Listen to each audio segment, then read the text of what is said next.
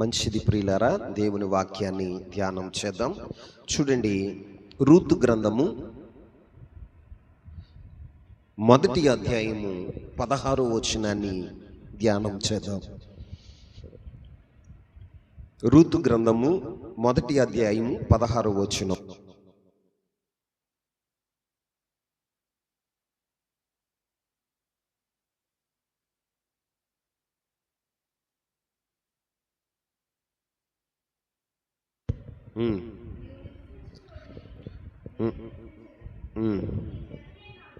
నీ జనమే నా జనము, నీ దేవుడే నా దేవుడు. నీవు మృతి పొందు చోట నేను మృతి పొందేదను, అక్కడనే పాతి పెట్టదను. మరణము తప్ప మరి ఏదైనను నిన్ను నన్ను ప్రత్యేకించిన ఎడల యెహోవా నాకు ఎంత కీడైనను చేయను గాక అనెను. చాలండి, చదువుకున్న లేఖన భాగాన్ని మనం ధ్యానం చేసినప్పుడు ఈ యొక్క రూతు గ్రంథాన్ని మనం ఎన్నోసార్లు ధ్యానించి ఉన్నాం, ఎన్నోసార్లు మనం విన్నాం, మనం ఎన్నోసార్లు ఈ రూతు గ్రంథాన్ని చదువుకున్నాం. కానీ పరిశుద్ధాత్మ దేవుడు మరొకసారి మనతో మాట్లాడటానికి ఇష్టపడుతున్న రాత్రి ఈ రాత్రి పరిశుద్ధాత్మ దేవుడు మనల్ని దర్శించునుగాక, ఈ వాక్యములో నుంచి మనతో మాట్లాడునుగాక, ప్రభు యొక్క చిత్తాన్ని మనకి బయలుపరచునుగాక. మంచిది ప్రియులారా, మరి చదువుకున్న ఈ లేఖనంలో మనం పరిశీలన చేసినప్పుడు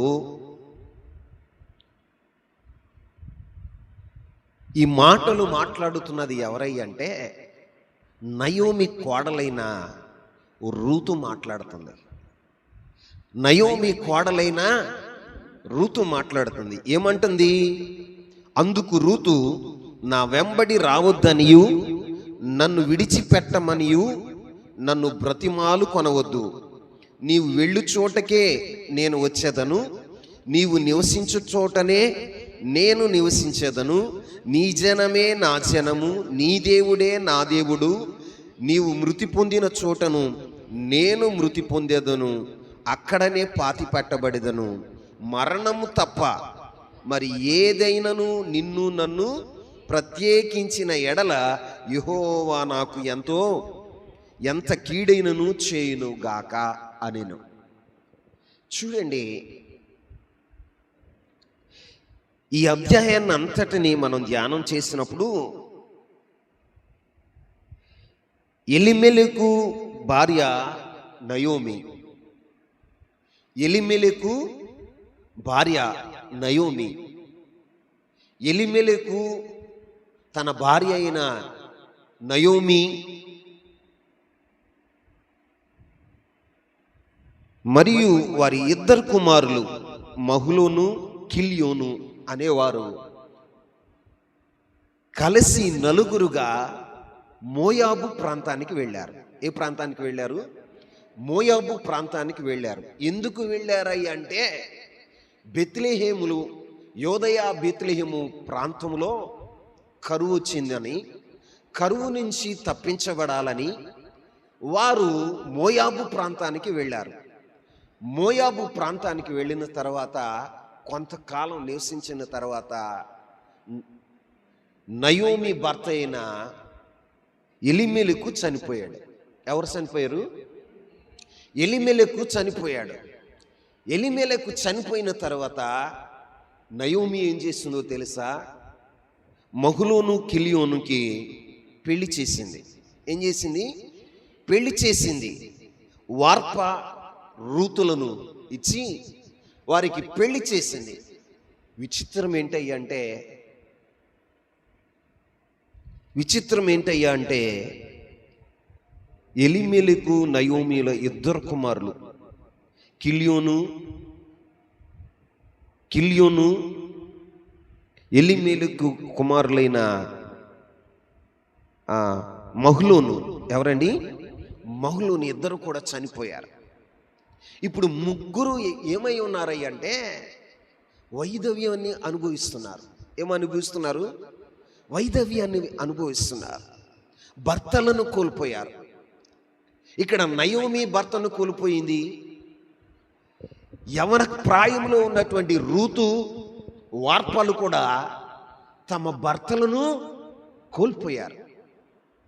కోల్పోయిన తర్వాత నయోమి యోదయ బెత్లెహేం పట్టణానికి వెళ్ళాలని, ఆ పట్టణంని దేవుడు దర్శించాడని, ఆ పట్టణంలో ఉన్న ప్రజలందరూ సమృద్ధిగా ఉంటున్నారని ఒక వార్త విని తన దేశానికి బయలుదేరింది.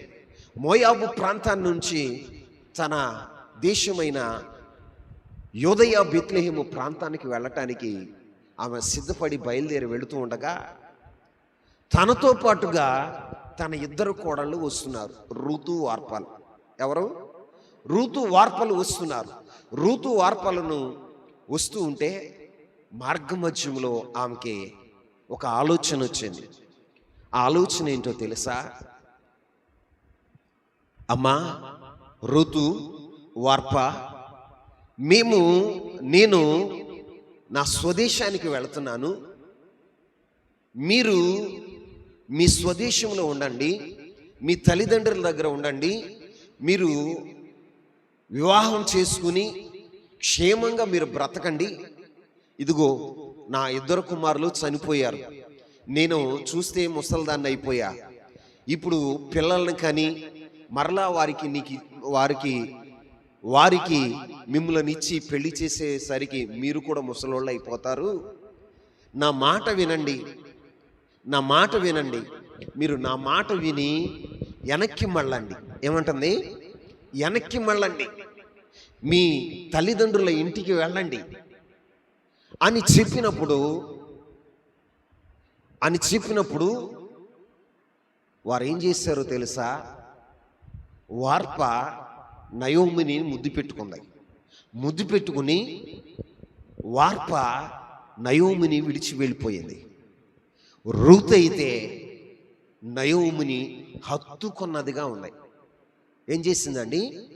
హత్తుకున్నదంట. ఆ మాట చదవండి, ఆ మాట భలే రాయబడి ఉంది. 14వ వచనం.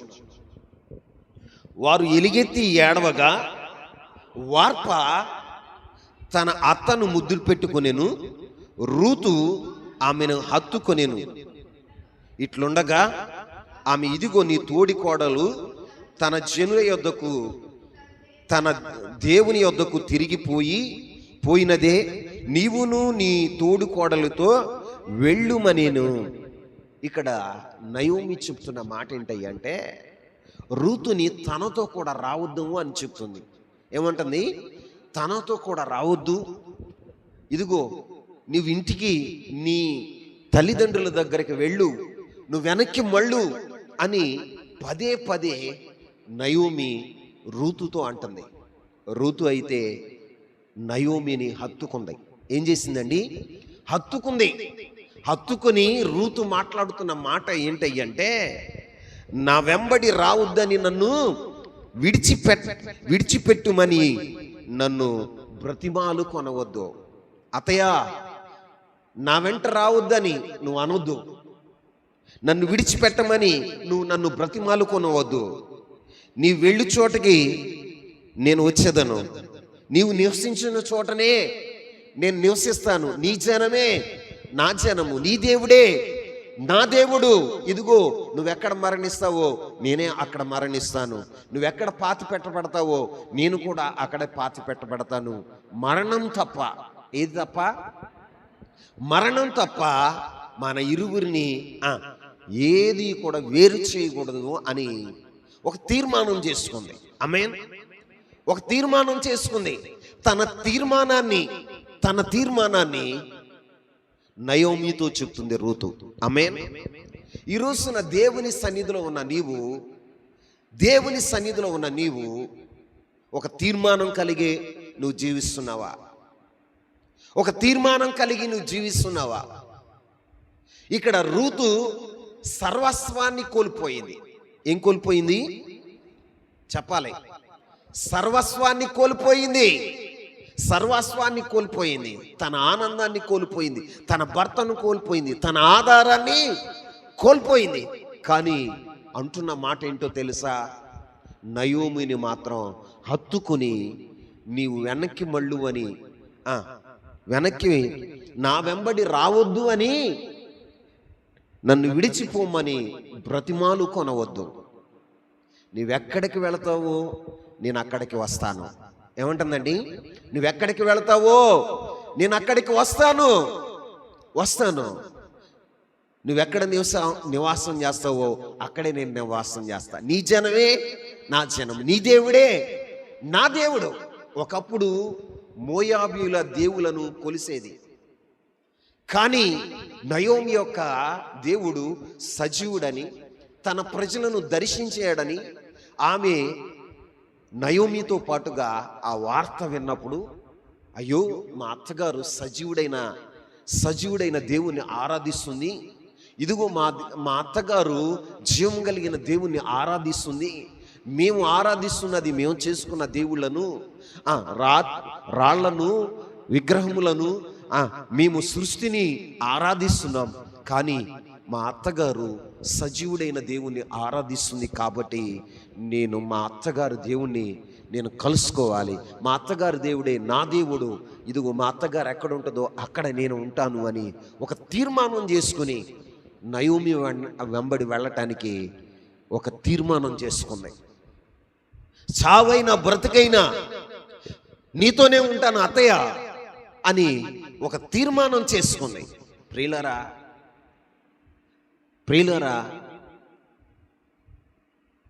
మనం గమనించినప్పుడు ఇక్కడ అత్తగారు ఎవరికి సాదృశ్యంగా ఉన్నారు అంటే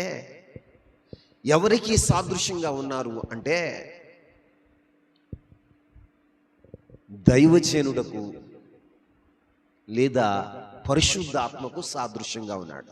ఆమేన్. సాదృశ్యంగా ఉంది. ఈ రూతు దేనికి సాదృశ్యంగా ఉంది అంటే సంఘం. చెప్పండి,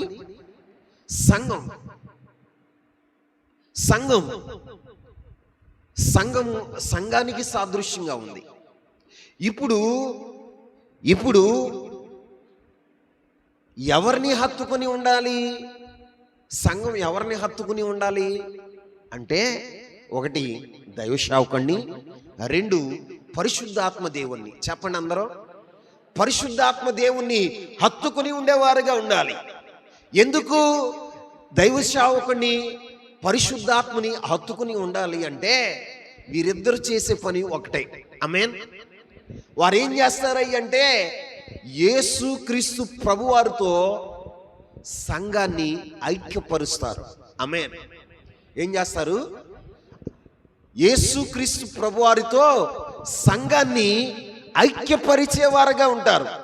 కాబట్టి ఇదిగో యేసుక్రీస్తు ప్రభువారిని కలుసుకోవాలి అంటే, యేసుక్రీస్తు ప్రభువారికి భార్యగా మారాలి అంటే, ఇక్కడ నీకు తరబీదిచ్చేది, ఇక్కడ నిన్ను ప్రేరేపించేది, నిన్ను నడవవలసిన మార్గంలో నిన్ను నడిపించేది ఎవరయ్యా అంటే, ఒకటి దైవజనుడు, రెండు పరిశుద్ధాత్మ దేవుడు. చెప్పండి, పరిశుద్ధాత్మ దేవుడు.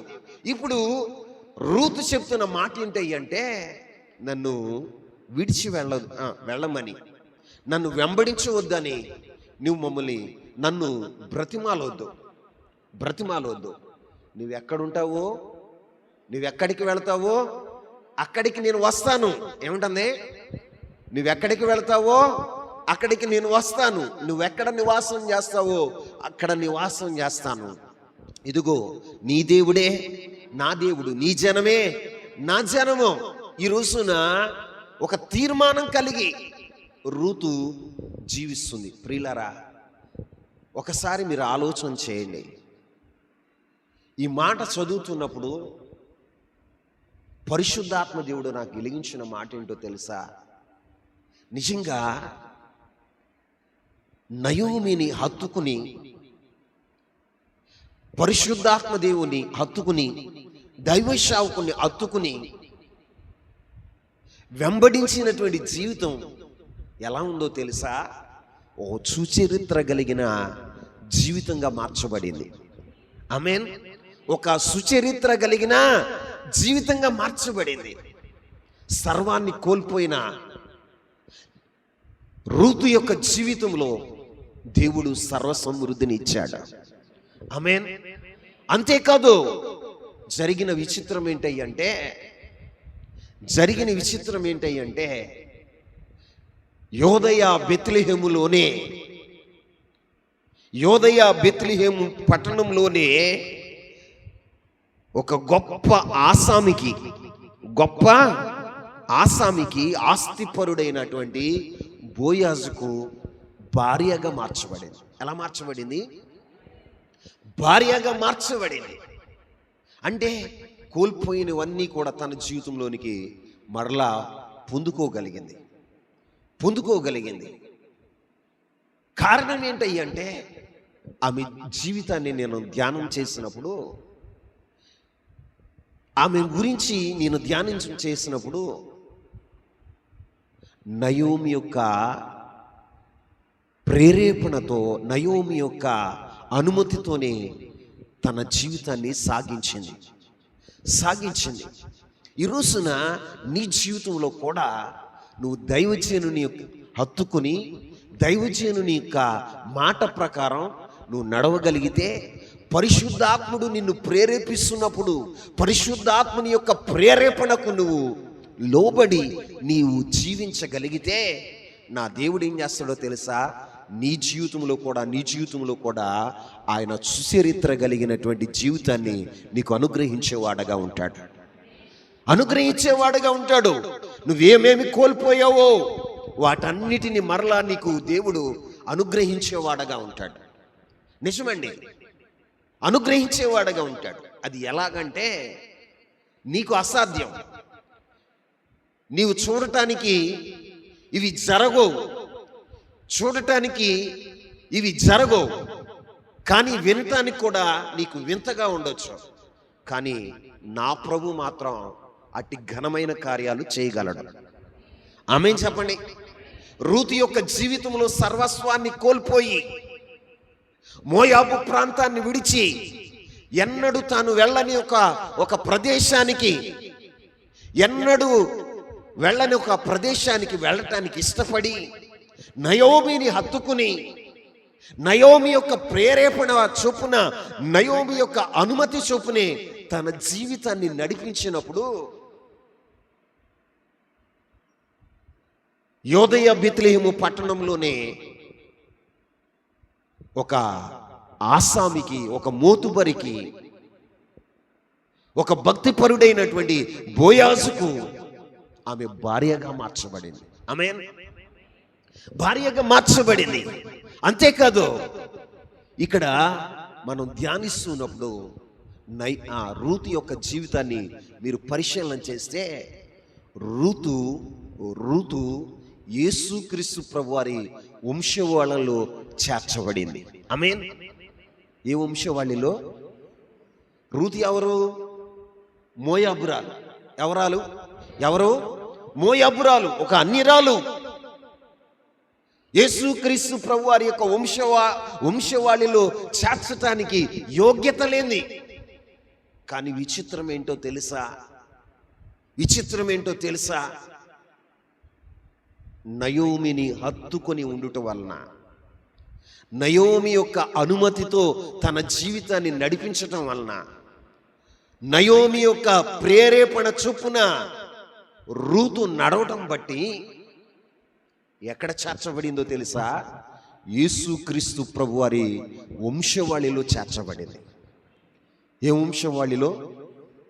యేసుక్రీస్తు ప్రభువారి వంశవాళిలో చేర్చబడింది. ఒక మాట మీకు చెప్తా ఈ రాత్రి. నిజంగా ఇద్దరు వ్యక్తులు, ఒకరు వార్ప, మరొక వ్యక్తి రూతు. వార్ప చరిత్ర మొదటి అధ్యాయంతోనే క్లోజ్ అయిపోయింది. ఇక ఆమె చరిత్ర ఎక్కడ మనం చూడలేము. ఆమె జీవితం బాగుపడిందో లేకపోతే ఆశీర్వదించబడిందో ఏమైందో వార్పను గురించి మరలా మనము జీవగ్రంథంలో చూడలేము. కానీ రూతు నయోమిని హత్తుకుని జీవించినటువంటి ఆమె జీవితం ఎలా మారిందో తెలుసా? ధన్యకరంగా మారింది. ఆమె చెప్పండి, ధన్యకరంగా మారింది, ధన్యకరంగా మారింది. అంతేకాదు ఒక సుచరిత్ర కలిగినటువంటి జీవితాన్ని ఆమె పొందుకోగలిగింది. ఆమె జీవితంలో ఏవేవి కోల్పోయిందో అవన్నీ మరలా సంపాదించుకోగలిగింది. నేను చెప్తాను, యేసుక్రీస్తు ప్రభు వారి వంశవాళ్ళలో చేర్చబడింది. ఇంత ధన్యత రూతుకి రావటానికి కారణం ఏంటో తెలుసా? ఒకే ఒకటై ఆమె యొక్క తీర్మానం. చావైనా బ్రతుకైనా, లేమైనా కష్టమైనా, ఎలాంటి విపత్తులు ఎదురైనా, ఇదిగో నా అత్తగారిని విడవకూడదు, నా అత్తగారిని విడిచిపెట్టకూడదని ఒక తీర్మానం కలిగి అత్తగారిని హత్తుకొని ఉంది. ఆమేన్, ఆమేన్ చెప్పండి. హత్తుకొని ఉంది. అవును, సంఘం ఎలా ఉండాలో తెలుసా? దైవజనుడిని హత్తుకుని ఉండేదిగా ఉండాలి. పరిశుద్ధాత్మను హత్తుకునేదిగా ఉండాలి. ఇప్పుడు దైవజనుడు ఏమంటాడు? నాతో రావద్దు అంటాడు. ఏమంటాడు చెప్పండి? మొహమాటం ఏంటి చెప్పండి? నాతో రావద్దు అంటాడు. నాతో రావద్దు అంటాడు. నువ్వేం చేయాలి?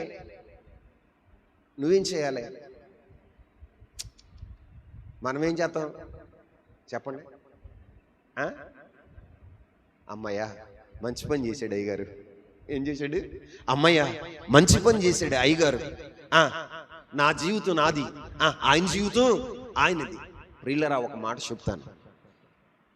నువ్వు ఎప్పుడైతే విడిచిపెడతావో,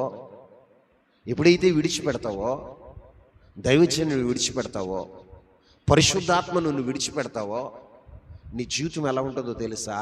శాపగ్రస్తం అయిపోద్ది. ఏమైపోద్దండి? శాపగ్రస్తం అయిపోద్ది. మీకు ఉదాహరణ కూడా బైబిల్లోనే చెప్తా. నోటి మాటలు కాదు, లేఖనాల నుంచి తేటగా పరిశుద్ధాత్ముడు మాట్లాడును గాక. ప్రియులరా, బైబిల్ చరిత్రను మనం గమనిస్తే అబ్రహాము, లోతు ఉన్నారు. ఎవరున్నారు? అబ్రహాము, లోతు ఉన్నారు. అబ్రహాము తన యొక్క దేశాన్ని విడిచిపెట్టినప్పుడు, రక్త సంబంధికులందరినీ విడిచిపెట్టినప్పుడు, అబ్రహాము తన తండ్రిని లోతుని వెంట పెట్టుకుని వచ్చాడు. ఏం చేశాడు? లోతుని వెంట పెట్టుకుని వచ్చాడు. వాళ్ళు ఉన్నారు, అబ్రహాముతోనే ఉన్నారు. కానీ అబ్రహాము ఆశీర్వదించబడ్డాడు. ఏం చేయబడ్డాడు? ఆశీర్వదించబడ్డాడు. అబ్రహాముతో పాటుగా లోతు కూడా ఆశీర్వదించబడ్డాడు.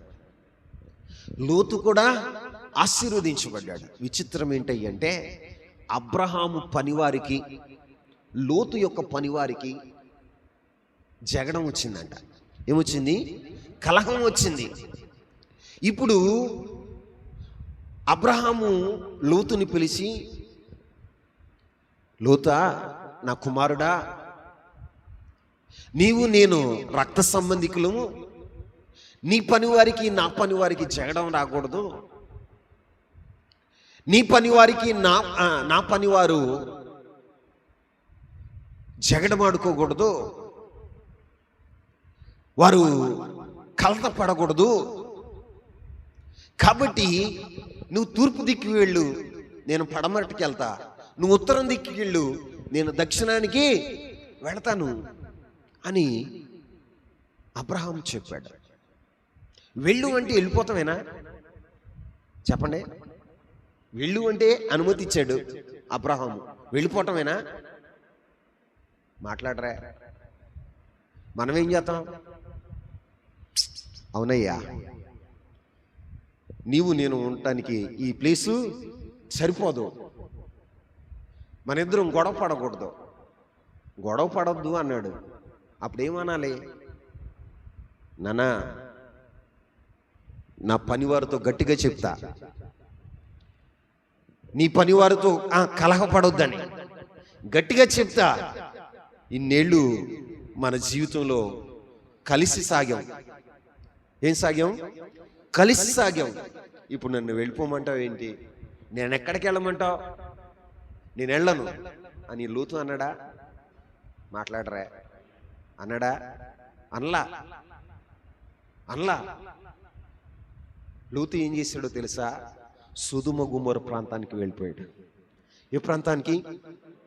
లోతు తేరి చూసినప్పుడు సొదొమ గొమొర్రా ప్రాంతం ఎలా ఉందో తెలుసా? ఏదేను తోటలాగా ఉందంట, దేవుని తోటలాగా కనపడిందంట. ఆ పచ్చగా కనపడేసరికి ఆ ప్రాంతానికి మనం వెళదాం, మన మందలను మేపుకుందాం. అబ్రహాము ఏమైపోతాడో నాకు అనవసరం అనుకుని అప్పటి వరకు కలిసి ఉన్నవాడు, అప్పటి వరకు తనతో అడుగులు ఇస్తున్నవాడు, అప్పటి వరకు తనతో సాగినవాడు ఇప్పుడు ఏం చేస్తున్నాడు తెలుసా? వేరుగా వెళ్ళిపోయాడు. ఎలా వెళ్ళిపోయాడు చెప్పండి? వేరుగా వెళ్ళి ఏమన్నా ఆశీర్వదించబడ్డా? మాట్లాడారండి. ఉద్దేశం మంచిదే, ఉద్దేశం మంచిదే. వేరైపోయాడు, ఒక ఆత్మీయుడితో వేరైపోయాడు, దేవుని ప్రత్యక్షత కలిగిన వానితో వేరైపోయాడు. లోతు సొదొమ ప్రాంతానికి వెళ్ళాడు. ఆ ప్రాంతంలో చక్కగా జీవిస్తున్నాడు. కానీ విచిత్రం ఏంటో తెలుసా? ఆ ప్రాంతము దేవుని దృష్టికి ఘోరమైన పాపం చేసిందిగా ఉంది. దాని పాపం ఆకాశం అంటిందంట. సొదొమ గొమొర్రా యొక్క పాపము ఆకాశమును అంటిందంట. ఆ సొదొమ గొమొర్రా మీద అగ్ని వేసినప్పుడు కట్టుబట్టలతో, ఏ బట్టలతో? మాట్లాడండి. కట్టుబట్టలతో తను, తన భార్య, తన 2 కుమార్తెలు బయటకు వచ్చారు. ఒకప్పుడు సర్వసమృద్ధి కలిగి వెళ్ళాడు. అబ్రహాములాగానే లోతు కూడా ఆశీర్వదించబడ్డాడు. కానీ విచిత్రం ఏంటంటే అబ్రహాము ఆశీర్వాదం నేటి వరకు నిలిచి ఉంది. ఆమెన్ చెప్పరే? నేటి వరకు నిలిచి ఉంది. కానీ అబ్రహామును విడిచిపెట్టిన లోతు జీవితం ఎలా ఉందో తెలుసా? తన ఎండింగ్కి వచ్చేసరికి అబ్రహాము, లోతు నీతిమంతుడే, కానీ లోతు యొక్క పరిస్థితి ఎలా మారిపోయిందో తెలుసా? భ్రష్ట సంతానానికి కారకుడయ్యాడు. ఏమయ్యాడు? ఆస్తిని కోల్పోయాడు. భ్రష్ట సంతానం. తన 2 కుమార్తెలే తనకి ద్రాక్షారసం పట్టించి తనతో పాపం చేసి సంతానాన్ని కన్నారు. భ్రష్ట సంతానానికి కారకుడయ్యాడు. దేవుడు ఇష్టపడని సంతానం కలగటానికి కారకుడయ్యాడు. నేను ఒక మాట చెప్తా. లోతు భార్య ఉప్పు స్తంభం అయిపోయింది. ఏమైపోయింది? మాట్లాడాలి. ఉప్పు స్తంభం అయిపోయింది. తన బిడ్డలు భ్రష్టులైపోయారు, భ్రష్ట సంతానానికి కారకులయ్యారు. మీకు అర్థమవుతుందా ఈ మాటలు? ఈ వాక్యాన్ని నేను ధ్యానం చేస్తున్నప్పుడు చెమటలు పట్టి దేవుని పిల్లలుగా మనం తీసుకునే నిర్ణయం, దేవుని పిల్లలుగా మనం తీసుకున్న తీర్మానం, అది కష్టమైన, నష్టమైన, వ్యాధైన, బాధైన, మనకి ఇష్టం లేకపోయినా ఆ తీర్మానంలో మనం బ్రతకాలి. ఆమేన్ చెప్పండి. ఆ తీర్మానంలో బ్రతకాలి. అవకాశం కుదిరింది కదా అని మనం విడిపోకూడదు, వేరైపోకూడదు. ఈ రోజున చాలా మంది ఈ వాక్యాన్ని చదివినప్పుడు నాకు చాలా బాధ వేసింది. ధ్యానం చేస్తున్నప్పుడు చాలా ఏడ్చాను. ఒకప్పుడు నన్ను హత్తుకుని ఉన్నవారు, ఒకప్పుడు నాతో అడుగులు వేసిన వారు ఇప్పుడు దూరంగా ఉన్నారు. కారణం ఏంటంటే ఏమంటారో తెలుసా? పని ఉందయ్యా. నేనేమన్నా? సరే నాన్న. ఏమంటా? ఏమంట? సరే నాన్న, బలవంతం చేయండి, ఎవరిని బలవంతం చేయండి, స్వేచ్ఛనిచ్చేయాలి. ఏమి ఇవ్వాలి? స్వేచ్ఛనిచ్చి నీ హృదయాన్ని తెలుసుకోవాలి, పరిశోధించాలి. ఇప్పుడు దేవుడు ఏం చేశాడో తెలుసా? ఏదేను తోటలో ఆదాముల్ని ఏదేను తోటలో వదిలేశాడు. అక్కడ సర్వసమృద్ధి ఉంది. ఏముంది? సర్వసమృద్ధి ఉంది. మంచి చెడులు వివేకం తెలియచేసేటువంటి ఒక పండు ఉంది, జీవవృక్షం ఉంది. ఏ వృక్షం ఉంది? జీవవృక్షం ఉంది. వారి కళ్ళ ముందే పెట్టాడు. ఏ నిర్ణయం తీసుకుంటారో అని దేవుడు స్వేచ్ఛనిచ్చి పరిశోధించాడు. ఆదాం ఏం చేశారు తెలుసా? తినకూడని పండే, మంచి చెడులు వివేకం కలగజేసేటువంటి పండుని వారు కోరుకున్నారు. అదే తోటలో ఉన్నారు. జీవవృక్ష ఫలం తింటమైతే ఎంత బాగుండేది? జీవవృక్ష ఫలం తింటమైతే ఎంత బాగుండేది? వారు అది తిన్నారా? తినకూడని పండు తిన్నారు. దేవుడు స్వేచ్ఛను ఎందుకు ఇస్తాడో తెలుసా? దైవజనుడు స్వేచ్ఛను ఎందుకు ఇస్తాడో తెలుసా? నిన్ను పరిశోధించడానికి. ఆ పరిశోధనలో నువ్వు ఎలా ఉండాలో తెలుసా? నిలిచేవాడగా ఉండాలి. ఎలా ఉండాలి? నిలిచేవాడగా ఉండాలి. ఇప్పుడు నా వెంబడి అబ్రహాము రావద్దు అన్నాడు. మన ఇద్దరం విడిపోదాం అన్నాడు. నానా, నేను ఎక్కడికి వెళ్ళను, ఇప్పుడు దాకా నీతో అడుగులు వేసాను, నిన్ను విడిచి నేను వెళ్ళను అని అనవచ్చుగా. అప్పుడు చరిత్ర వేరేదిగా ఉండేదిగా, తన జీవిత విధానం వేరేదిగా ఉండేదిగా. కానీ విచిత్రం ఏంటో తెలుసా? నువ్వు వెళ్ళు అనగానే అబ్రహాముని విడిచి వెళ్ళిపోయాడు. ఎవరిని విడిచి వెళ్ళిపోయాడు? అబ్రహాముని లోతు విడిచి వెళ్ళిపోయాడు. మీరు పరిశీలన చేయండి. లోతు యొక్క జీవితం ఏమన్నా బాగుందా? మొదట బాగుంది. విడిచి వెళ్ళిన తర్వాత చూడటానికి బాగానే ఉంది. కానీ అతను ఎక్కడ నివాసం చేసాడో తెలుసా? ఎక్కడ నివాసం చేసాడో తెలుసా? సుధుమ గుమోర ప్రాంతం. దేవుని దృష్టికి, దేవుని ఉగ్రతకు గురి అయ్యే ప్రాంతంలో నివాసం చేశాడు. ఇప్పుడు నేను ఒక మాట మీకు చెప్తా. హృదయాంతరంగాల్లోనికి తీసుకోండి. నీవు కూడా దేవుని సన్నిధిని కానీ, దైవ శాపని కానీ, పరిశుద్ధాత్మ ప్రేరేపణకు కానీ నువ్వు దూరమైనప్పుడు నువ్వు వెళ్ళే స్థలం ఏంటో తెలుసా? దేవుని ఉగ్రత దిగి వచ్చే స్థలం. ఏ స్థలం? దేవుని ఉగ్రత దిగి వచ్చే స్థలం. అది నీకు మంచిగా కనపడుతుంది. సొదొమ గొమొర్ర ఎట్ట కనపడింది లోతుకి? దేవుని తోటలా కనపడింది. ఎలా కనపడింది? దేవుని తోటలాగా ఉంది. కానీ దాని వెనక ఏముందో తెలుసా? అగ్ని దిగి వచ్చింది. ఎందుకు వచ్చింది? అగ్ని దిగి వచ్చింది. అంతకాలం తను కష్టపడి సంపాదించుకున్న సంపాదన యావత్తు కూడా అగ్నికి అంకితం చేశాడు. దేనికి అంకితం చేశాడు? అగ్నికి అంకితం చేశాడు. ఈ రాత్రి మీతో పరిశుద్ధాత్ముడు మాట్లాడుతున్న మాట ఏంటో తెలుసా? పరిశుద్ధాత్మ ప్రేరణ కానీ, దైవ సేవకునికి నడిపింపుకు కానీ, దేవుని సంఘాన్ని కానీ విడిచిపెట్టి వెళ్ళిన ప్రతి వారి జీవితం ఎలా ఉంటుందో తెలుసా? చూడటానికి చాలా బాగుంది అంటారు. ఏమంటారు? ఇప్పుడు బాగుందయ్యా, స్వేచ్ఛగా ఉందయ్యా, ఎక్కడికైనా వెళ్తున్నానయ్యా, ఏదైనా తింటున్నానయ్యా, ఏదైనా చూస్తున్నానయ్యా, ఏదైనా తాగుతున్నానయ్యా, ఎవరితోనైనా మాట్లాడుతున్నానయ్యా, నాకు స్వేచ్ఛ ఉంది. చివరికి ఆ స్వేచ్ఛని ఏం చేస్తుందో తెలుసా? అగ్నికి ఆహుతి చేస్తుంది. ఏం చేస్తుంది? అగ్నికి ఆహుతి చేస్తుంది. అగ్నికి ఆహుతి చేస్తుంది. నీ సంపాదన నువ్వు చూస్తూ ఉండగానే అగ్నికి ఆహుతి అయిపోతుంది.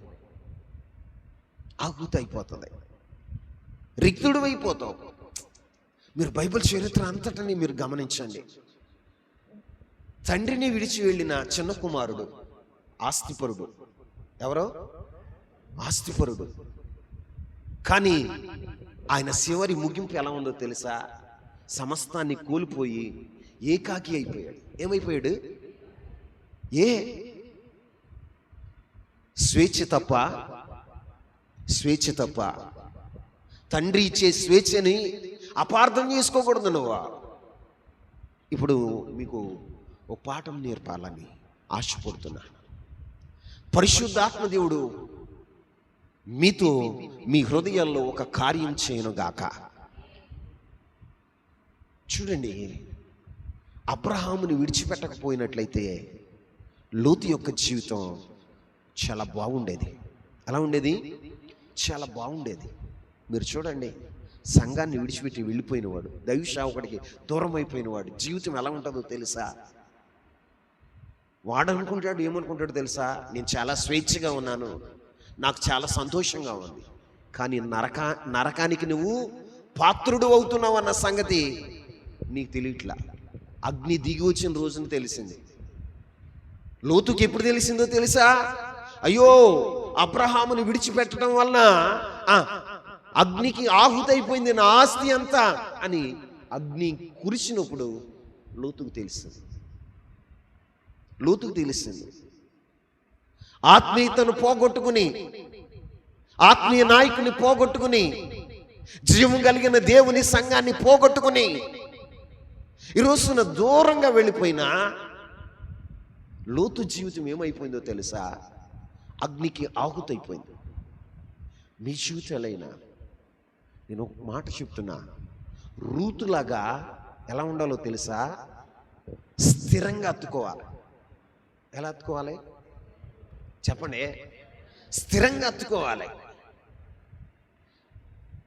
ప్రతి మనిషికి కష్టం వస్తుంది, ప్రతి మనిషికి అవమానం ఎదురవుతుంది, ప్రతి మనిషి జీవితంలో తృణీకరణ ఎదురవుతుంది, ప్రతి మనిషి యొక్క జీవితంలో శోధనలు వస్తాయి, ప్రతికూలత వస్తుంది. కానీ ఆ ప్రతికూలతలోని నిలిచి ఉండి, ఆ ప్రతికూలతలోని ఓర్చుకొని హత్తుకొని నువ్వు ఉండగలిగితే దేవుడు నీ జీవితాన్ని ఏం చేస్తాడో తెలుసా? ఒక మహిమకరంగా చేస్తాడు.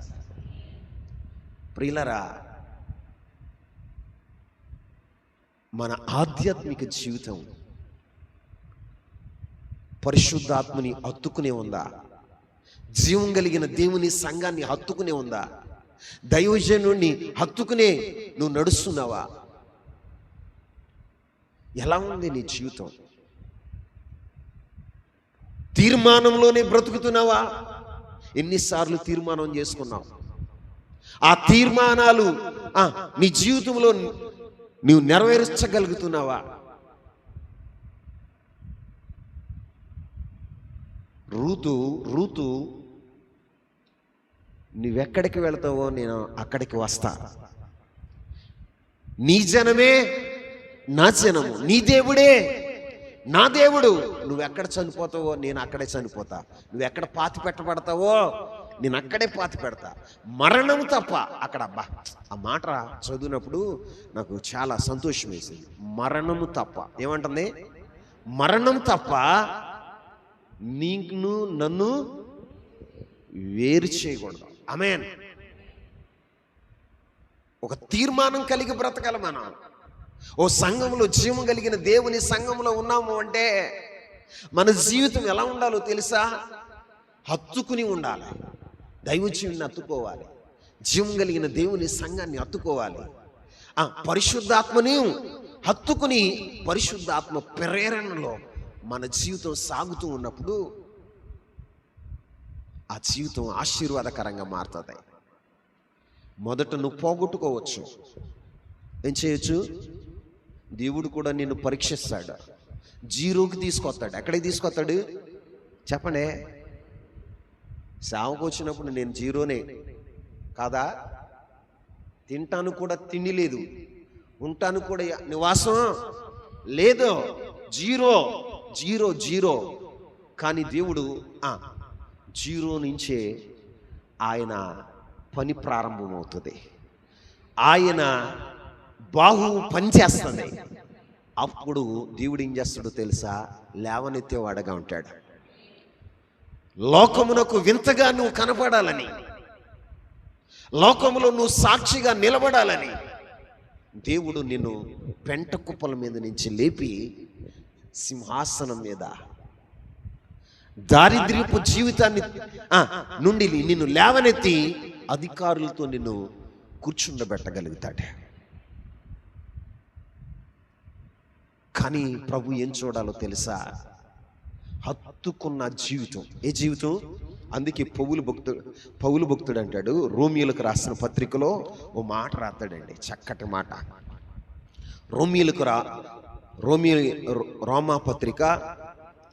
రోమాపత్రిక 8వ అధ్యాయము 35వ వచనాన్ని చదువుదాం. 35, 36 వచనాలు. క్రీస్తు ప్రేమ నుండి మనలను ఎడబాపు వాడెవడు? శ్రమ అయినను, బాధ అయినను, హింస అయినను, కరువు అయినను, వస్త్రహీనత అయినను, ఉపద్రవమైనను, ఖడ్గమైనను మనలను ఎడబాపునా? ఎడబాపునా? ఏమొస్తాయి అని చెప్తున్నాడో తెలుసా? శ్రమ వస్తుంది, బాధ వస్తుంది, హింస కలుగుతుంది, కరువు వస్తుంది, వస్త్రహీనత వస్తుంది, ఉపద్రవం వస్తుంది, ఖడ్గం వస్తుంది. కానీ ఇవి మనలను క్రీస్తు ప్రేమ నుండి ఎడబాపకూడదు. ఆమేన్ చెప్పండి. నీ జీవితంలో కరువు రాదని లేఖనంలో చెప్పలేదుగా? చెప్పాడా? చెప్పండి. కరువు వస్తుంది, బాధ కలుగుతుంది, శ్రమ కలుగుతుంది, హింస కలుగుతుంది, వస్త్రహీనత వస్తుంది, ఏమవుతుంది? ఉపద్రవం వస్తుంది, ఏమవుతుంది? ఖడ్గం కూడా అవుతుంది నీ మీదకి. అప్పుడు కూడా ఖడ్గం మెడ మీద ఉన్నప్పుడు కూడా క్రీస్తు ప్రేమ నుండి నువ్వు ఎడబాసి ఉండకూడదు. ఆమేన్. నీకు అర్థమైందా? ఇన్ని మన జీవితంలో ఎదురవుతాయి అని పౌలు గారు ఇక్కడ రాసి ఉంచాడు. ఏమేమి ఎదురవుతాయి? శ్రమ, బాధ, హింస, కరువు, వస్త్రహీనత, ఉపద్రవం, ఖడ్గం. ఇంకా కింద ఏమని రాతాడో తెలుసా? 38వ వచనంలో ఏమంటాడో తెలుసా? మరణమైనను, జీవమైనను, దేవదూతలైనను, ప్రధానులైనను, ఉన్నవైనను, రాబోవైనను, అధికారులైనను, ఎత్తైనను, లోతైనను, సృష్టింపబడిన మరి ఏదైనను మన ప్రభు అయిన యేసుక్రీస్తునందలి దేవుని ప్రేమ నుండి మనల్ని ఎడబాప నేరవని రూఢిగా నమ్ముచున్నాను. రూఢిగా నమ్ముచున్నాను. మరి మన జీవితాల్లో ఎదురవ్వు అని నువ్వు అనుకోకూడదు. ఇవన్నీ ఎదురవుతాయి. నువ్వు జీవం కలిగిన దేవుని సంఘాన్ని అంటుపెట్టుకుని ఉంటున్నప్పుడు, దైవ సేవకుని అంటుపెట్టి ఉంటుకుంటున్నప్పుడు, పరిశుద్ధాత్మ నడిపింపులో నీవు ఉంటున్నప్పుడు ఈ లోకంలో ఇవన్నీ ఎదురవుతాయి. ఇవన్నీ ఎదురవుతాయి. కానీ అప్పుడే నువ్వు మరింత విశ్వాసం కలిగి, మరింత విశ్వాసం కలిగి దేవుని, ఆ దైవ సేవకుని, సంఘాన్ని, పరిశుద్ధాత్మని హత్తుకునేవారుగా ఉండాలి. హత్తుకున్నప్పుడు ఏం చేయాలో తెలుసా? గాలి కూడా సొరబడకూడదు. ఏం సొరబడకూడదు? మరి మన జీవితంలో ఎందుకు మనం ఆశీర్వదించబడలేకపోతున్నాం? మన జీవితాల్లో తీర్మానాల్లో నిలిచి ఉండట్లా. ఎక్కడ? తీర్మానాల్లో నిలిచి ఉండట్లా. నీ తీర్మానంలో నువ్వు నిలిచి ఉంటే దేవుడు నిశ్చయంగా నిన్ను ఆశీర్వదించేవాడుగా ఉంటాడు. నీ జీవితాన్ని సుచరిత్ర కలిగిన జీవితంగా నా ప్రభువు మారుస్తాడు. నువ్వేదైతే కోల్పోయావో దాన్నన్నిటినీ దేవుడు ఇవ్వగలిగిన వాడు.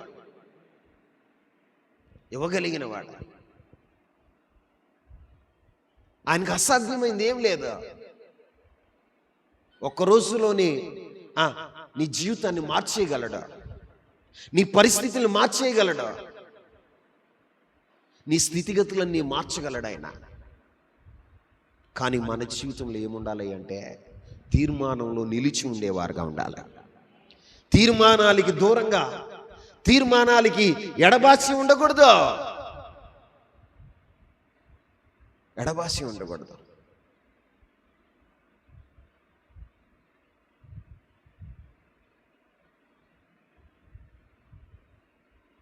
మన జీవితంలో ఇక్కడ నయోమి చెప్తున్న మాట ఏంటో తెలుసా? నన్ను విడిచిపో. ఏమంటుంది? వెనక్కి మళ్ళు, వెనక్కి మళ్ళు, వెనక్కి మళ్ళు. మళ్ళిందా రూతు? చెప్పండి, మళ్ళిందా? నన్ను విడిచిపోమంటే విడిచిపెట్టిందా? అక్కడ రాయబడిన మాట ఏంటో తెలుసా? మీరు చూడండి, 14 వచనం. వారు ఎలుగెత్తి ఏడవగా వార్ప తన అత్తను ముద్దు పెట్టుకొనెను, రూతు ఆమెను హత్తుకొనెను. ఏం చేసింది? యోధా ఇస్కరియోతు ముద్దు పెట్టుకున్నట్లుగా, యోధా ఇస్కరియోతు ముద్దు పెట్టుకున్నట్లుగా వార్ప ఏం చేసిందో తెలుసా? ముద్దు పెట్టుకుని విడిచి వెళ్ళిపోయింది. ముద్దు పెట్టుకుని విడిచి వెళ్ళిపోయింది. కానీ వార్ప, క్షమించండి, రూతు ఏం చేసిందో తెలుసా? హత్తుకుంది. అత్తగారిని హత్తుకుంది. ఆమె జీవితంలో నిలకడ ఉంది. నిలకడ.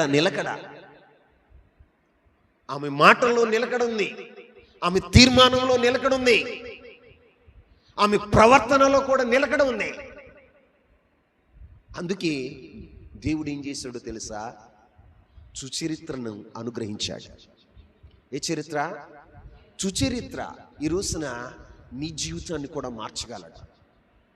నీ జీవితాన్ని కూడా మార్చగలడు. ప్రియులారా, హత్తుకునేటప్పుడు ఎన్నో పరిస్థితులు ఎదురవుతాయి. ఎలాంటి పరిస్థితులు? మరొక సంఘటన మీకు చెప్తా. బైబిల్లో నుంచి మరొక సంఘటన పరిశుద్ధాత్ముడు మనతో మాట్లాడను గాక.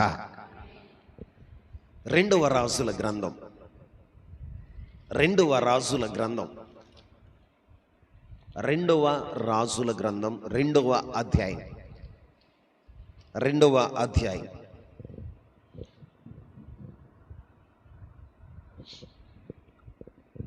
మొదటి 2 వచనాలు చదువుదాం. యెహోవా సుడిగాలి చేత ఏలియాను ఆకాశమునకు ఆరోహణము చేయబోవు కాలమున ఏలియాయు ఎలీషాయు కూడా గిల్గాలు నుండి వెళ్ళుచుండగా ఏలియా, యెహోవా నన్ను బేతేలునకు పొమ్మని సెలవిచ్చి ఉన్నాడు గనుక నీవు దయచేసి ఇక్కడ ఉండుమని ఎలీషాతో అనెను.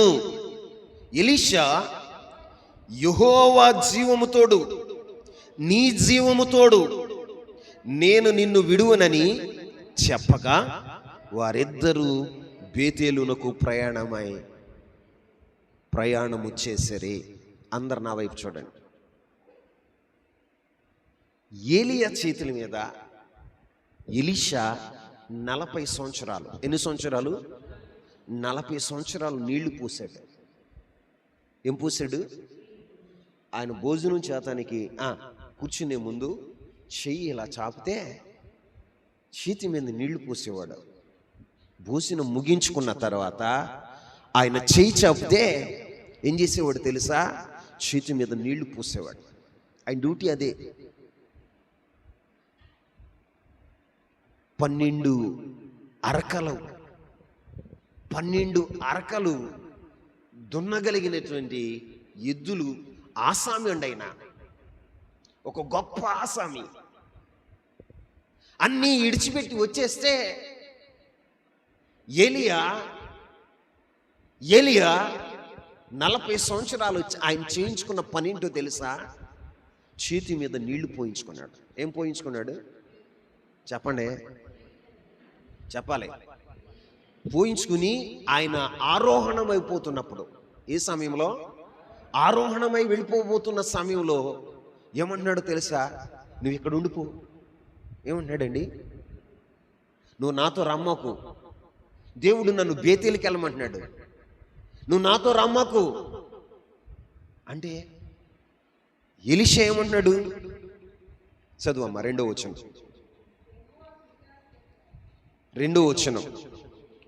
ఏలియా, యెహోవా నన్ను బేతేలునకు పొమ్మని సెలవిచ్చి ఉన్నాడు గనుక దయచేసి ఇక్కడ ఉండుమని ఎలీషాతో అనగా, ఎలీషా, యెహోవా జీవము తోడు, నీ జీవము తోడు నేను నిన్ను విడువనని చెప్పగా వారిద్దరూ బేతేలునకు ప్రయాణము చేశారు. వద్దన్నాడా, రమ్మన్నాడా? మాట్లాడాలి. వద్దన్నప్పుడు ఏం చేయాలి నువ్వు? ఆయన వద్దన్నాడుగా, మనకెందుకు? ఆయన బాధ ఆయన పడతాడు, ఆయన తెప్పలు ఆయనే. మానవ నైజం అది. ఏ నైజం? మానవ నైజం. మనము మానవ నైజంతో బ్రతకూడదు. దేవుని ఆత్మతో మనము జీవించేవారుగా ఉండాలి. దేవుని జీవం మనలో ఉండాలి. దేవుని ఆలోచనలు ఎరిగి మనం నడవాలి. ఈ రోజున ఎలీషా, అక్కడ కూడా ఎలీషాలో ఏముందో తెలుసా? తీర్మానం ఏముందండి? అరే, సేవకు పిలిచినప్పుడు తన పొలాన్ని విడిచిపెట్టాడు, తల్లిదండ్రులను విడిచిపెట్టాడు. మళ్ళీ ఒకవేళ సేవకు వచ్చిన తర్వాత నా పని నన్ను ఇక్కడ అనుకూలంగా లేకపోతే వెనక్కి తిరిగి వెళ్ళిపోతానేమో అని ఎడ్లని వధించి తన నాగల్ని కట్ల మీద కట్లలాగా చేసి కాల్చివేసి ఆ వధించినటువంటి ఆ ఎద్దుల మాంసం ఊరందరికి పనిచేసి చెప్పేసి వెళ్ళిపోయాడు. ఏమో నువ్వు తెలుసా? నేను సేవకి వెళ్తున్నాను. సేవకు వచ్చిన తర్వాత ఏం చేశాడు ఆయన? మాట్లాడండి. చేతుల మీద నీళ్లు. ఆయన గురించి రాయబడిన మాట ఏంటో తెలుసా? ఎలీషా సేవకుడైన క్షమించండి, ఏలియా సేవకుడైన ఎలీషా ఎవరికి సేవ చేశాడు? ఏలియాకి సేవ చేశాడు. ఇదే మాట రాయబడింది ఇంకొక ఆయన గురించి, మోషే సేవకుడైన యెహోషువ. ఏమని రాయబడింది? యెహోషువ హత్తుకుని ఉన్నాడండి. యెహోవా జీవంతోడు, నీ జీవంతోడు నిన్ను విడిచిపెట్టను.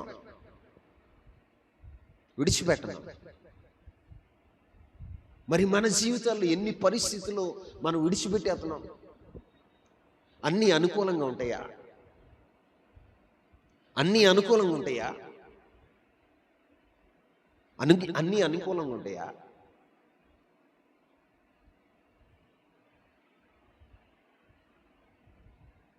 ప్రియులరా, ఒకసారి ఆత్మీయ తండ్రి గారు నాతో ఒక మాట చెప్పారు. ఏమన్నారో తెలుసా? డానీ, నీ సేవ నువ్వు చేసుకో. ఏమన్నారు? నీ సేవ నువ్వు చేసుకో, నీకు నాకు సంబంధం లేదు, మనం ఆత్మీయులు అంతే అన్నారు. నేనేమన్నాను తెలుసా? నా ఆత్మీయ తండ్రి అయ్యా, నువ్వు కొట్టొచ్చు, తిట్టొచ్చు, ఏం చేయొచ్చు? కొట్టొచ్చు, తిట్టొచ్చు, నువ్వేమైనా చేసే అధికారం నీకుంది. కానీ నేను మాత్రం నిన్ను విడిచి వెళ్ళను. ఎన్నో ఆఫర్స్ వచ్చినాయి నాకు. ఎంతమందో చెప్పారు నాకు, నా బుర్రను తొలిసిన వాళ్ళు ఉన్నారు. కానీ ఎప్పుడు నేను అలా ఆలోచించేయాలి. ఎందుకో తెలుసా? బైబిల్లో ఒక మాట ఉంటుంది, లెక్క అప్పచెప్పవలసిన వాడై ఉన్నాడు సేవకుడు. ఏమై ఉన్నాడు? దేవునికి లెక్క అప్పచెప్పవలసిన వాడై ఉన్నాడు. నన్ను దేవునికి అప్పగించేది ఎవరో తెలుసా? ఆత్మీయ తండ్రి. ఎవరో? నా ఆత్మను దేవునికి అప్పగించేది ఎవరో తెలుసా? ఎవరు లెక్కలోకి వెళ్తాను నేను? ఆత్మీయ తండ్రి లెక్కలోకి వెళ్తాను. ఆయనే అప్పగించకపోతే నేనేమైపోతా? లెక్కలో లేను నేను, తీసేసాడు. ఏమైపోతా? ఒక దైవజనుడు యాక్సెప్ట్ చేయకపోతే, తన లెక్కలో యాక్సెప్ట్ చేయకపోతే నీవు పరలోకంలో నీకు అనుమతి ఉంటుందా? మాట్లాడండి. లెక్క అప్పచెప్పవలసిన వాడై ఉన్నాడు సేవకుడు. మీ ఆత్మల గురించి, ప్రతి ఒక్కరిని గురించి నేను లెక్క అప్పచెప్పాలి.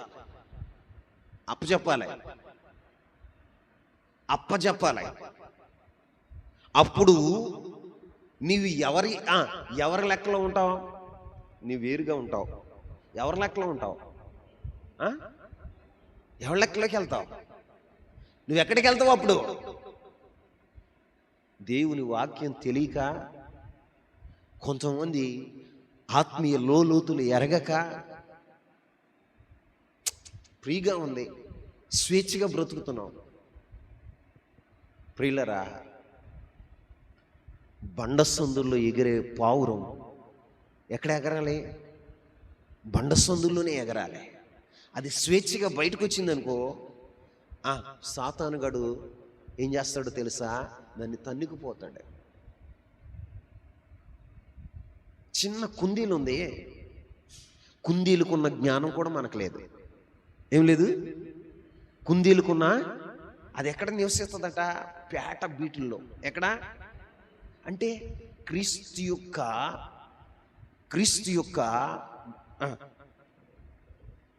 యొక్క యేసుక్రీస్తు ప్రభు వారి యొక్క డొక్కలో మన నివాసం ఉండాలి. ఆయనలోనే మన నివాసం ఉండాలి. ఆయనలోనే మన గమనం ఉండాలి. కానీ మనం ఏం చేస్తున్నాం తెలుసా? ఆయన నుండి దూరం అయిపోయి ప్రాణాన్ని పోగొట్టుకునేవారుగా ఉంటుంది. ఈ రాత్రి మీతో చెప్తున్న మాట, ఎలీషా దైవజనుణ్ణి విడిచిపెట్ల. ముందు గిల్గాలు ప్రాంతం నుండి బేతేలుకి వెళ్ళారు. ఎక్కడికి వెళ్ళారు? చూడనమ్మా, బేతేలుకి వెళ్ళారు. బేతేలు నుండి ఎక్కడికి వెళ్ళారు తెలుసా? బేతేలు నుండి ఎక్కడికి వెళ్ళారు? చూడండి, ఎరుకోకి వెళ్ళారు. ఎక్కడికి? ఎరుకోకి వెళ్ళారు. ఎరుకో నుంచి ఎక్కడికి వెళ్ళారు? యోర్దానికి వెళ్ళారు. ఎక్కడికి వెళ్ళారు? యోర్దానికి వెళ్ళారు. ఇన్ని అనుభవాలు గుండా నడుస్తూ ఉన్నా ఎలీషా మాత్రం ఏలియాను విడిచిపెట్ల. ఆమేన్. చివరికి మరణములో నడవవలసి వచ్చినా కూడా ఏలియాని విడిచిపెట్టలేదు. కాబట్టే రెండంతల అభిషేకం కలిగిన దైవజనుడుగా, అగ్ని ప్రవక్తగా, రోషం కలిగిన ప్రవక్తగా ఎలీషా తన జీవితాన్ని కొనసాగించగలిగాడు. రెండంతల అభిషేకం. ఏ అభిషేకం చెప్పాలి? తన గురువు గారు ఒక అద్భుతం చేస్తే ఆయన 2 అద్భుతాలు చేశాడు. ఆయన 7 అద్భుతాలు చేస్తే ఎలీషా గారు 14 అద్భుతాలు చేశాడు. ఎన్ని చేశాడు? 14 అద్భుతాలు చేశాడు. కారణం ఏంటో తెలుసా? ఆయన విడువక ఎడబాయక దైవజనుని హత్తుకుని ఉన్నాడు. తీర్మానంలో బ్రతికాడు. ఎప్పటి వరకయ్యా అంటే దైవజనుడు ఆరోహణమయ్యేంత వరకు తీర్మానంలోనే నిలిచి ఉన్నాడు. ఒక్క క్షణం కూడా ఆయన్ని విడిచిపెట్టల. మీకు మాట చెప్తాను నేనండి. ఈ రాజుల 2వ గ్రంథం 2వ అధ్యాయంలో దైవజనుడైన ఎలీషాను ఒక మాట అడుగుతాడు. అమ్మా, ఆయన అడిగే మాట ఏంటో తెలుసా? ఎందుకయ్యా నువ్వు నా వెంబడి వస్తున్నావు? నీకేం కావాలి అంటే, నాకేం వద్దయ్యా, రెండంతల అభిషేకం కావాలి. ఏం కావాలి చెప్పండి? ఆయన ఆస్తులు అడగల, సంఘాలను అడగల, పరిచర్యని అడగల. ఆయన అడిగింది ఏంటో తెలుసా? 40 సంవత్సరాలు ఆయన చేతుల మీద నీళ్లు పోతే నీకేం కావాలని అడిగాడు దైవజనుడు. అప్పుడు దైవజనుడికి ఏం సమాధానం చెప్పాడో తెలుసా? నాకేం వద్దయ్యా, నీలో ఉన్న అభిషేకంలో 2 పాళ్ళు నాకు దయచి. ఎన్ని పాళ్ళు? 2 పాళ్ళండి. అంటే ఆయన 100 పాళ్ళు అభిషేకం కలిగిన వాడైతే 2 పాళ్ళు అడిగాడు. ఎంత? 2 పాళ్ళు అభిషేకం కలిగిన ఎలీషాయే రెండంతల పరిచర్య చేశాడు. ఇక్కడ రెండొంతుల అభిషేకం పొందటానికి ఏలియా చెప్పిన మాట ఏంటో తెలుసా? ఇదిగో నేను కొనుక్కోబడతానో నాకు కూడా తెలియదు. నేను కొనుక్కోబడేటప్పుడు నువ్వు నన్ను చూడగలిగితే, ఏమంటాడు? నేను కొనిపోయేటప్పుడు నువ్వు చూడగలిగితే నీకు ఆ 2 అభిషేకం నీకు వస్తుంది. 2 అభిషేకం నీకు వస్తుంది. అంటే ఆ మాట విన్న కాడి నుంచి నేను అంటాను, అసలు ఎలీషా కంటి మీద, దేని మీద? కంటి మీద కునికేసి ఉండడం. ఏమేసి ఉండడం? కునికేసి ఉండడం. చెప్పండి, ఏమేసి ఉండడం? కంటి మీద కునికి కూడా ఆయన వేసి ఉండడు. ఇలా అనేలాగా ఒకవేళ నా దైవజనుడు ఆరోహణమైపోతే, నా తండ్రి ఆరోహణమైపోతే, ఇంతకాలం నేను ఆశపడిన అభిషేకం నాకు దూరమైపోతుంది అని ఎలీషా ఏం చేశాడో తెలుసా? నేనంటాను, అతడు కంటి మీద కూడా కునికి వేసి ఉండడు. అంత మెలకుగా ఉన్నాడు. నిద్రలేని వ్యక్తి ఎలా ఉంటాడు అమ్మా? నిద్రలేని వ్యక్తి ఎలా ఉంటాడండి? దైవజనుడైన ఎలీయా అగ్ని రథంలో కొనిపోబడే వరకు కంటి మీద రెప్పకుండా ఆయన వేయకుండా ఎలీషాని కాచుకుని, ఎలీషా దగ్గర కనిపెట్టుకుని ఆయన బ్రతికిన వాడగా ఉన్నాడు. ఎంత మెలకుగా ఉన్నాడో తెలుసా? సింపుల్గా తీసుకోమాకండి ఈ మాట, సింపుల్గా తీసుకోమాకండి ఈ మాట. నేను ధ్యానిస్తున్నప్పుడు నీకేం కావాలి అని అడిగినప్పుడు 2 అభిషేకం నాకు కావాలయ్యా, ఊరిని ఇచ్చేలా. నేను కొనిపోబడేటప్పుడు నువ్వు నన్ను చూడాలి. అర్ధరాత్రులు కొనిపోబడతాడు, తెల్లవారుజామున కొనుపోబడతాడు, మధ్యాహ్నం కొనుపోబడతాడో, ఎప్పుడు కొనుపోబడతాడో ఎలీషాకి తెలీదు, ఏలియా కూడా తెలీదు. ఆ సమయం నువ్వు నన్ను చూడగలిగితే నువ్వు 2 అభిషేకాన్ని పొందుకుంటావు. 2 పాళ్ళ అభిషేకం నీకు వస్తుంది అని ఏలియా చెప్తే, ఆ చెప్పినది మొదలుకొని చెప్పినది మొదలుకొని ఏం చేశాడో తెలుసా? కంటికి రెప్పలాగా ఏలియాని కాపాడుకున్నాడండి. అగ్ని వచ్చింది, అగ్ని రథం వచ్చింది, ఎలీషాని వేరే చేసింది. ఆ అగ్నిరథం ఏలియాని కొనిపోతుంటే చూస్తూ గుండె బాదుకుని, నా తండ్రి ఇశ్రాయేలులకు రథములు నీవే, రౌతువి నీవేనయ్యా. కేకలు వేడిసి రొమ్ము కుట్టుకొని ఏడుస్తున్నాడు.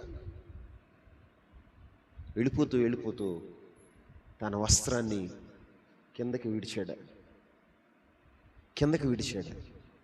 ఆ వస్త్రాన్ని తీసుకున్న ఎలీషాకి ఏమొచ్చిందో తెలుసా? 2 అభిషేకం వచ్చింది.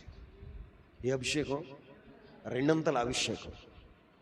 ఊరికే మనం దేవుని మందిరానికి వచ్చేసి ఏదో కాలక్షేపంగా సమయాన్ని గడుపుకొని వెళ్ళిపోవటం కాదు.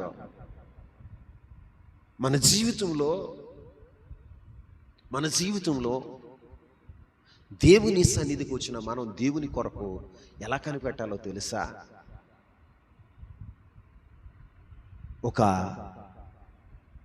ఒక వాచ్మెన్, ఎవరండి?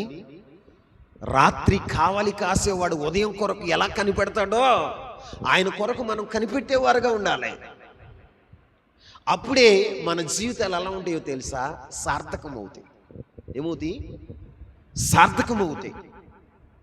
మన జీవితాల్లో తీర్మానాల్లో మనం నిలబడాలి. మనం చేసుకున్న తీర్మానంలో మనం నిలబడగలిగినప్పుడు దేవుడు నిన్ను అభిషేకిస్తాడు. ఆమేన్. నిన్ను అభిషేకిస్తాడు. తీర్మానాల్లో నువ్వు నిలబడి ఉన్నప్పుడు. కానీ మన జీవితాల్లో తీర్మానాల్లో నిలిచి ఉంటామా? చెప్పండి. రెండంతల అభిషేకాన్ని పొందిన ఎలీషా, దైవజనుడైన ఎలీషా, అభిషేకం పొందటానికి 40 సంవత్సరాలు ఏలియాతో కూడా తిరిగాడు. ఆయన చేతుల మీద నీళ్లు పోసాడు. నీళ్లు పోసి 40 సంవత్సరాల తర్వాత అంటాడు, నువ్వు ఇక్కడ ఉండిపో, నాతో రమ్మాకు. ఏమంటాడు? నాతో రమ్మాకంటే ఆయన ఏమంటాడు తెలుసా? యెహోవా జీవం తోడు, నీ జీవం తోడు, నేను నిన్ను విడువను. ఏమంటాడు? మనమైతే ఏమంటాం? 40 సేవకాన్ని పిలిచావు, 40 సంవత్సరాలు పరిచర్య చేయించుకున్నావు. ఏం చేయించుకున్నావు? 40 సంవత్సరాలు పరిచర్య చేయించుకున్నావు. ఇప్పుడు ఇడిచిపెట్టేద్దావా? నన్ను ఇక్కడ ఉండిపోమంటావా?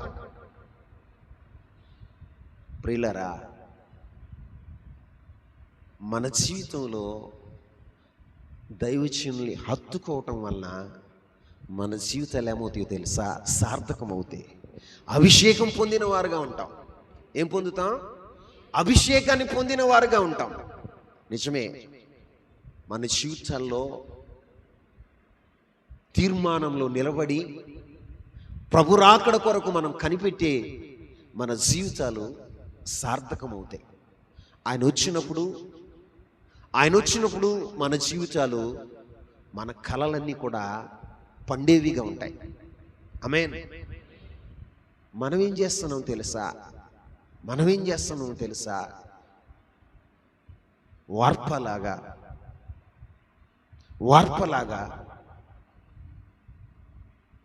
లోతులాగా, చిన్న కుమారులాగా విడిచి వెళ్ళిపోయేవారుగా ఉంటున్నాం. కానీ తీర్మానాల్లో నిలబడలేకపోతున్నాం. ఈ రాత్రి నా ఉద్దేశం, నీ జీవితం ఆశీర్వాదకరంగా ఉండాలి. నీ జీవితం ఒక సుచరిత్ర కలిగినదిగా ఉండాలి. నీవు పోగొట్టుకున్న వాటిని మరలా నువ్వు పొందుకునేదానగా నువ్వు ఉండాలి. నువ్వు అభిషేకంతో నింపబడిన వ్యక్తిగా నువ్వు ఉండాలి. ప్రభు రాకడ కొరకు సిద్ధపడే మన జీవితాల్లో ఇవి అవసరం. ఇప్పటికే తీర్మానాల నుంచి నువ్వు తొలగిపోయావు.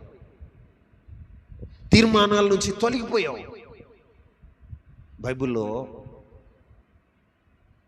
ఒక వ్యక్తి ఉన్నాడు. ఆయన పేరు పేతురు గారు. చెప్పండి. సీమోను పేతురు. ఆయన అప్పగింపబడే రాత్రి ఏమన్నాడో తెలుసా? వీళ్ళందరూ నిన్ను విడిచిపెట్టినా, నీ కొరకు చావలసి వచ్చినా, నేను మాత్రం నిన్ను విడిచిపెట్టను. ఏమన్నాడు? నేను మాత్రం నిన్ను విడిచిపెట్టనయ్యా అన్నాడు. రాను వారు వచ్చారు, యేసును బంధించారు. శిష్యులందరూ పారిపోయారు. దూరం నుంచి వెంబడెత్తున్నారు. ఎక్కడి నుంచి చెప్పండి? దూరం నుంచి వెంబడిస్తున్నారు. బైబిల్ చెప్పే మాట ఏంటంటే, కీర్తనల గ్రంథంలో ఒక మాట రాయబడి ఉంటుంది.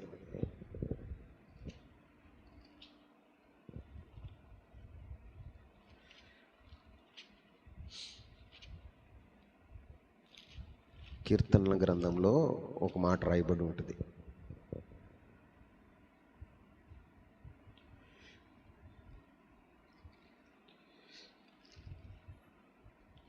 ప్రాణము అంటి వెంబడించాలి. 63వ కీర్తన 8వ వచనాన్ని చదువుదామా? నా ప్రాణము నిన్ను అంటి వెంబడించుచున్నది, నీ కుడి చేయి నన్ను ఆదుకొనుచున్నది. ఆమేన్. కీర్తనాకారుని యొక్క ప్రాణం అంట దేవుణ్ణి అంటుకుని వెంబడిస్తున్నాడు. ఏం చేస్తుంది? ఈ రోజున దేవుని పిల్లలమైన మనం తీర్మానాల్లో నిలిచి ఉండవలసిన మనం పేతురు గారు లాగా ఏమన్నాం తెలుసా? వాగ్దానాలు చేసేసాం. ఏం చేసాం? వాగ్దానాలు చేసాం. కష్ట సమయం వచ్చింది, అపాయకరమైన సమయం వచ్చింది, ప్రతికూలతలు వచ్చినాయి, నిందలు వచ్చినాయి, అవమానాలు వచ్చినాయి. అలాంటి పరిస్థితుల్లో మనం కూడా సీమోను పేతురులాగా తీర్మానాల్లో నిలబడకుండా దూరంగా ఉండి వెంబడిస్తున్నామేమో ఒకసారి జ్ఞాపకం చేసుకుంటారా? ఒకసారి ఆలోచన చేస్తారా? నువ్వు రక్షణ పొందినప్పుడు, బాప్తిసం తీసుకున్నప్పుడు దేవుని సన్నిధిలో నువ్వు చేసుకున్న తీర్మానం ఏంటి? దేవునితో నువ్వు చేసిన తీర్మానం ఏంటి? ఆ తీర్మానంలో నేను నిలబడుతున్నావా? ఆ వాగ్దానంలోనే నిలిచి ఉన్నావా?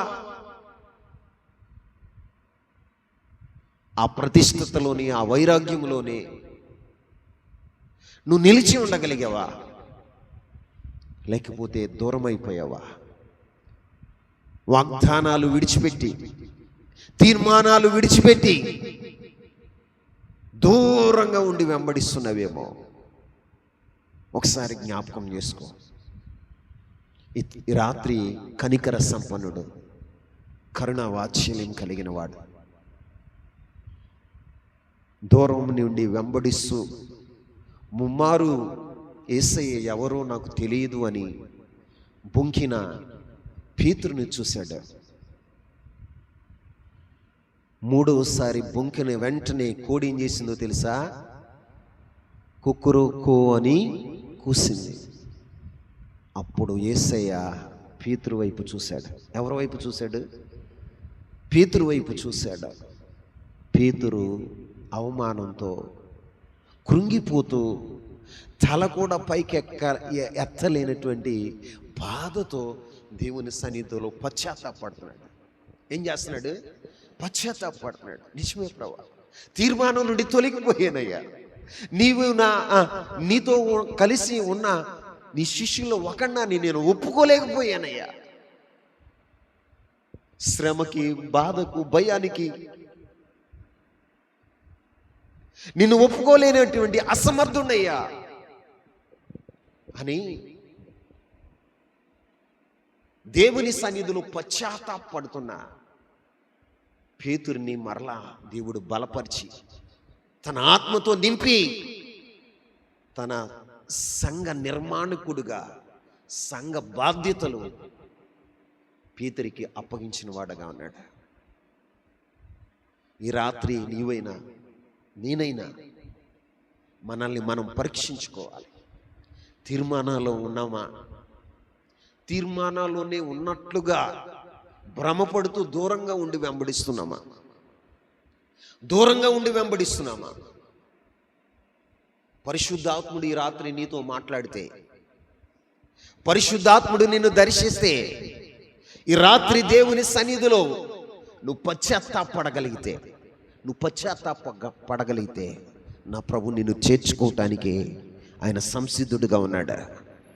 ఆయన సంసిద్ధుడుగా ఉన్నాడు. దూరంగా వెళ్ళిపోయినటువంటి చిన్న కుమారుని తన తండ్రికి చేర్చుకున్నట్లుగా నిన్ను కూడా చేర్చుకొని నీ జీవితాన్ని గొప్ప చేయాలని ఆయన ఇష్టపడుతున్నాడు. అపోస్తలుడుగా నిన్ను మార్చాలని నా ప్రభు ఇష్టపడుతున్నాడు. ఈ రాత్రి దేవుని సన్నిధిలో నువ్వే తీర్మానంలో నుంచి తొలగిపోయావో, తీర్మానాల నుండి దూరం అయిపోయావో, దూరంగా ఉండి వెంబడిస్తున్నావేమో ఒకసారి నిన్ను నీవు పరిశీలన చేసుకుంటావా? నువ్వు పశ్చాత్తాపడగలిగితే, చావైనా బ్రతుకైనా, అయ్యా ఇప్పుడు నేను ఒకప్పుడు దూరం అయిపోయాను, ఈ యొక్క శాశ్వత జీవితమైనా నేను వెంబడిస్తానయ్యా, నా ప్రాణము అంటి నిన్ను వెంబడిస్తాను ప్రభువా అని ఒక తీర్మానం చేయగలిగితే దేవుడు నిన్ను ఒక గొప్ప వ్యక్తిగా, ఒక అపోస్తలుడుగా, నిన్ను ఒక ప్రథముడుగా నా ప్రభు చేయబోతున్న శుభవేళ. ఈ శుభవేళ దేవుని సన్నిధిలో